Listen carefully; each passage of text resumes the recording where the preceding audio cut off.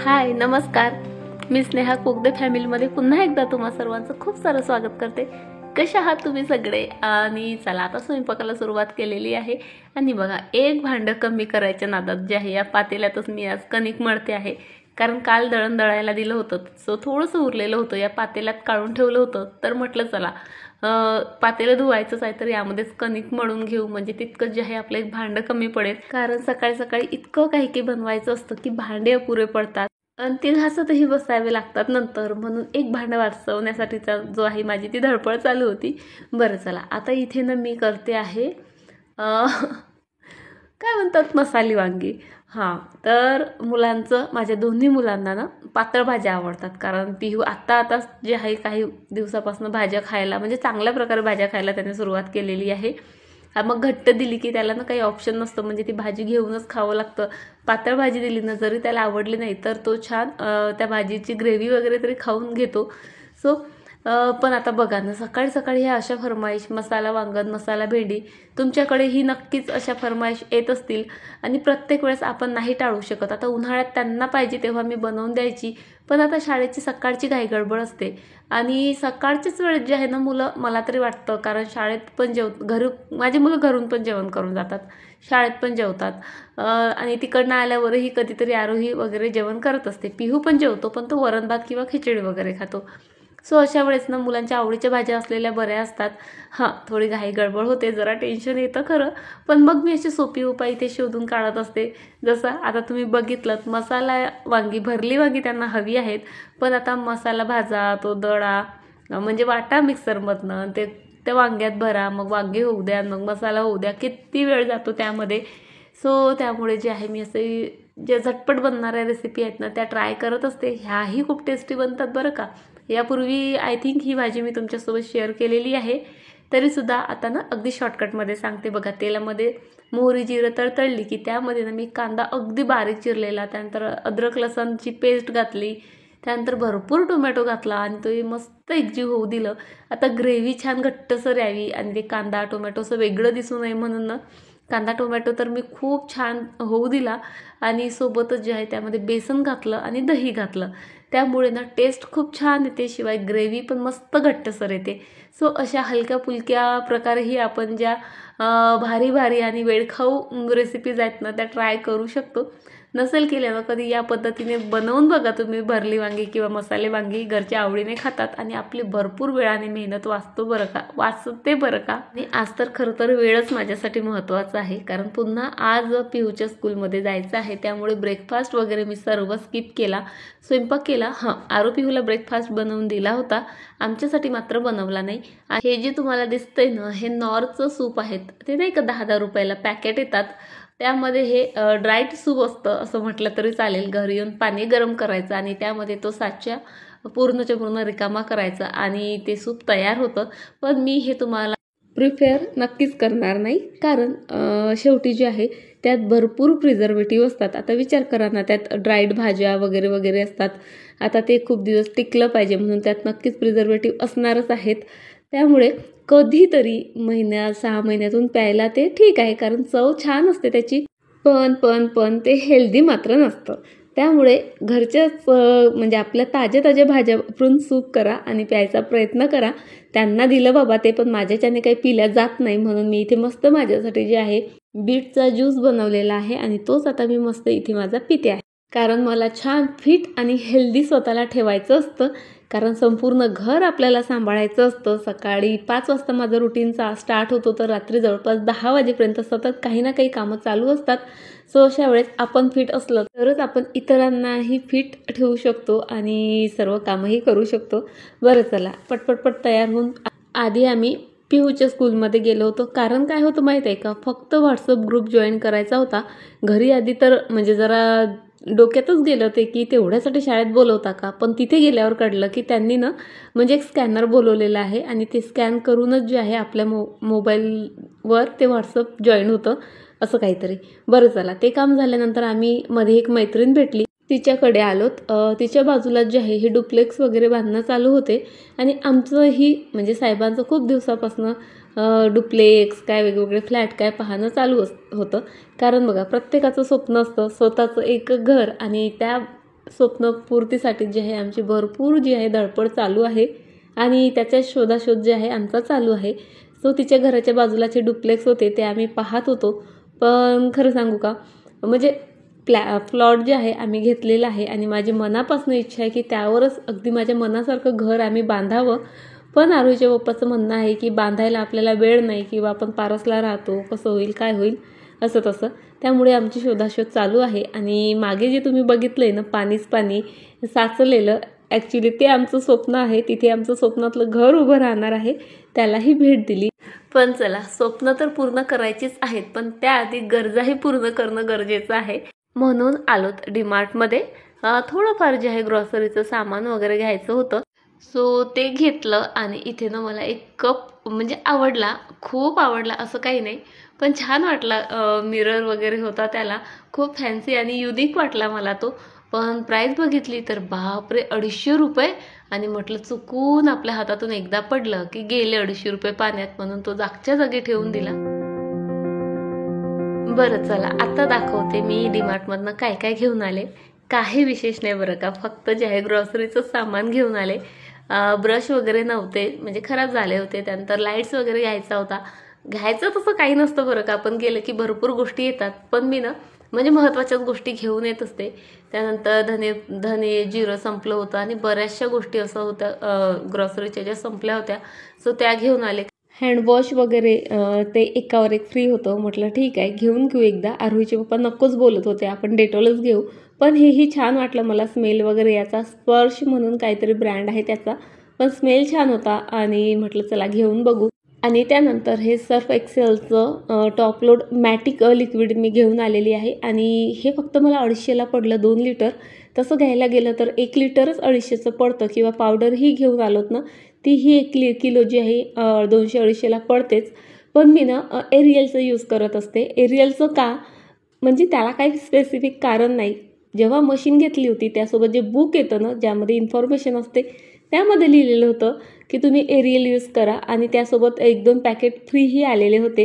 So तेव्हापासून मी तेच use करत आहे. त्यामुळे आरोहीचे पप्पा हे मला घेऊ पण देत नव्हते. आपल्या मशीनला एरियलच चालतं असं त्यांचं म्हणणं होतं. पण आता तुम्ही सांगा, ते काय एखादी मशीन वगैरे आहे का की आपल्या मशीनला फिट येणार नाही? ती तर पावडर आहे ना, फक्त क्वालिटी चांगली असणं गरजेचं. अगदी म्हणजे आपण हाताने कपडे धुतो ती पावडर वेगळी, पण ही मॅटिकच आहे, मशीनसाठीच बनलेली आहे, चालेलच ना मशीनला. काही नसतं बरं का, फक्त ही पावडरवाले आणि मला वाटते ते म्हणजे मशीनची कंपनी वगैरे त्यांच्या काहीतरी डील असतील का तुम्ही आमची ॲडव्हर्टाइजमेंट करा, आम्ही तुमची ॲडव्हर्टाइजमेंट करतो, असं मला तरी वाटतं. बरं चला, हे तर दाखवायचंच राहिलं तुम्हाला. छान 1-1 लिटरवाल्या ज्या आहेत, किलोग्रॅमवाल्या ज्या आहेत, मी काचेच्या भरण्याही घेऊन आले. आणि खरं तर 4 हव्या होत्या, पण म्हटलं नको, 4 मागितलं तर 2ही भेटणार नाहीत, म्हणून जे आहे फक्त 2च घेऊन आले. पण अशा 4 मला हव्या आहेत, किंवा 5, म्हणजे माझा जो आहे एक सेट तयार होऊन जाईल.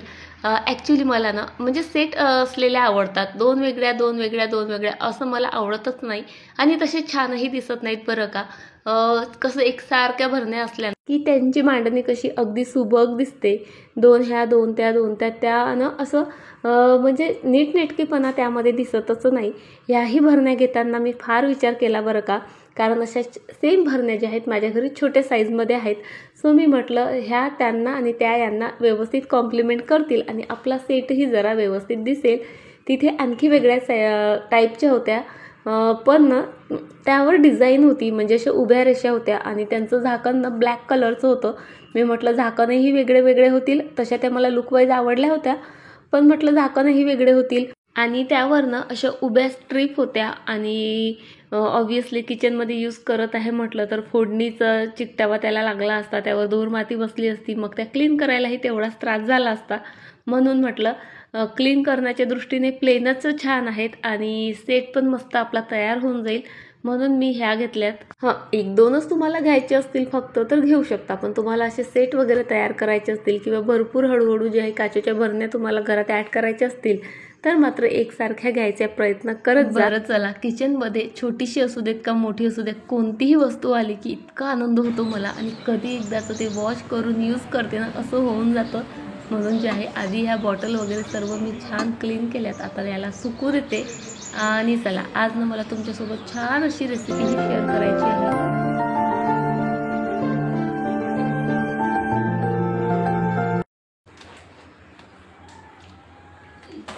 बरं चला आता ना एक तुमच्यासोबत मस्त अशी रेसिपी शेअर करणार आहे जी आपल्या ओव्हरऑल बॉडीसाठी तर म्हणजे खूप खूप खूप जास्त बेनिफिशियल आहे, पण त्याहीपेक्षा म्हणजे आपल्या केसांसाठी ती खूप जास्त फायदेशीर असणार आहे आणि चवीला तर म्हणजे मस्त चटपटीत आणि भरपूर टेस्टी असणार आहे।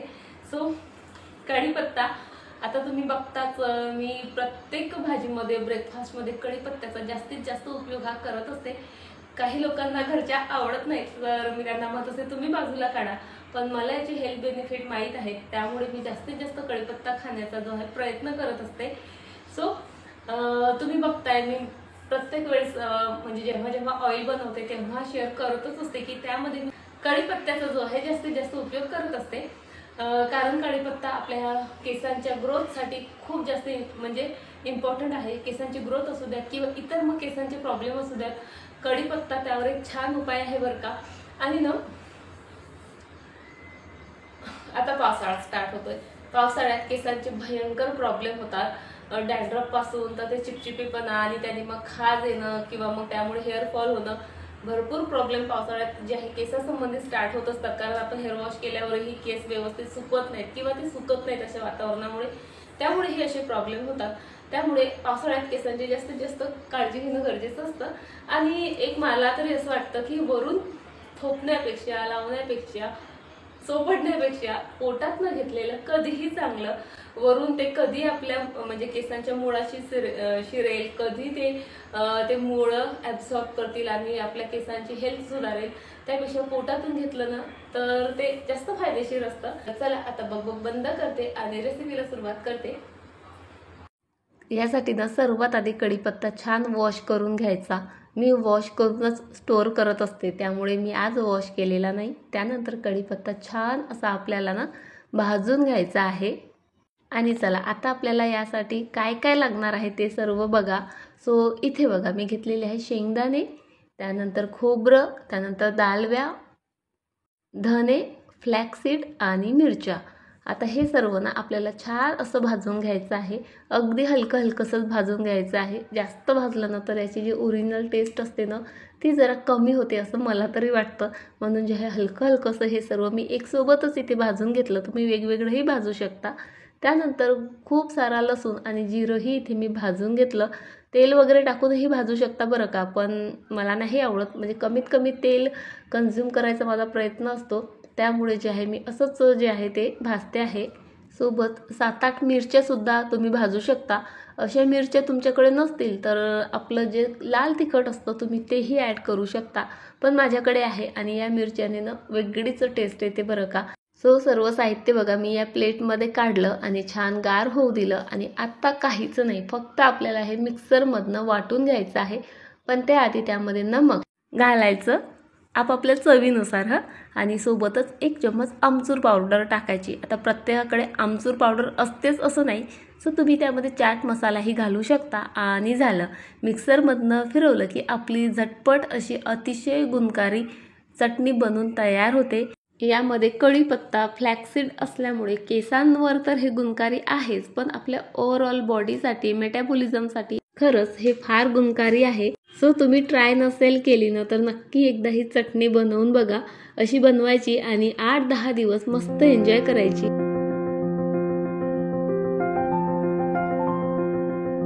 चला तुमच्या सर्वांचं हे ऑलरेडी म्हणजे ट्राय करून झालंही असेल, पण आम्ही आज करतो आहोत। ट्रेंडिंगला आहे ना सध्या, आणि जे ट्रेंडिंगला आहे ते तर म्हणजे करून बघितलंच पाहिजे। मुलांचं तरी असं असतं, तसं तर 3-4 दिवसापासून त्यांचं चालू होतं ट्राय करायचं, पण आज मुहूर्त निघाला आणि त्याचं कारण म्हणजे आज आमच्याकडे इलेक्ट्रिसिटीचं नाही आहे। आम्ही खरं तर इलेक्ट्रिसिटी तयार करणारे आहोत, त्यामुळे ना आम्हाला तितकीच म्हणजे सुविधा आहे। आमची इलेक्ट्रिसिटी कधीच जात नाही, कितीही वारा येऊ देत, पाऊस पडू देत, काही होऊ देत, आम्हाला तसं फारसं टेन्शन नसतं। म्हणजे गेली ही लाईन क्वचितच, म्हणजे मला तर आठवत नाही या 2-3 वर्षात कधी लाईट गेली असेल, पण आज आमची इलेक्ट्रिसिटी गेलेली आहे कारण काहीतरी काम चालू आहे, सो त्यांनी बंद करून ठेवलेली आहे। सो इलेक्ट्रिसिटीही नाही, काहीही करायलाही नाही, तर म्हटलं चला काहीतरी करायचं, तर हा ट्रेंडच फॉलो करूयात. आणि मस्त वाटला बरं का. मुलं तर खूप खुश झालेत. अगदी 7-8 वेळा केला आम्ही. हो, हळद गेली थोडीशी वाया, पण मजा भरपूर आली. आणि त्यानंतर बराच वेळ लाईटची वाट बघितलीत, पण ती काही आली नाही. शेवटी मग स्वयंपाकाला सुरुवात केली. झटपट जे आहे बेसन केलं, ज्याला पिठलं म्हणतात ते, आणि सोबतच जे आहे आता इथे मी पोळ्या वगैरेही माझे बनवून झालेले आहेत. ही शेवटची आहे आणि मला ना अशी कडक पोळी आवडते. शेवटची पोळी मी बराच वेळ ना गॅस बंद करून तव्यावरच ठेवते, त्यामुळे ती मस्त अशी क्रिस्पी बनते. चला आता जेवण वगैरे करायचं आहे, सोबत भांडे वगैरे घासायचे आहेत, भरपूर कामं आहेत. इलेक्ट्रिसिटीने सुट्टी जरी घेतली असली तरी आपल्या बायकाला मात्र सुट्टी भेटत नाही. सो अंधार असो का उजेड असो, आपली जी कामं ठरलेली असतात ती तर करावीच लागतात. चला तर मी माझी कामं आवरते आणि तुम्हाला उद्या भेटते अशाच एका छान व्हिडिओसोबत. तोपर्यंत तुम्ही जर चॅनलवर नवीन असाल, अजूनही चॅनलला सबस्क्राईब केलेलं नसेल तर सबस्क्राईब करा, लाईक करा, शेअर करा आणि छान छान कमेंटही करा. आणि हो, सर्वात महत्त्वाचं म्हणजे स्वतःची काळजी घ्या. बाय, टाटा.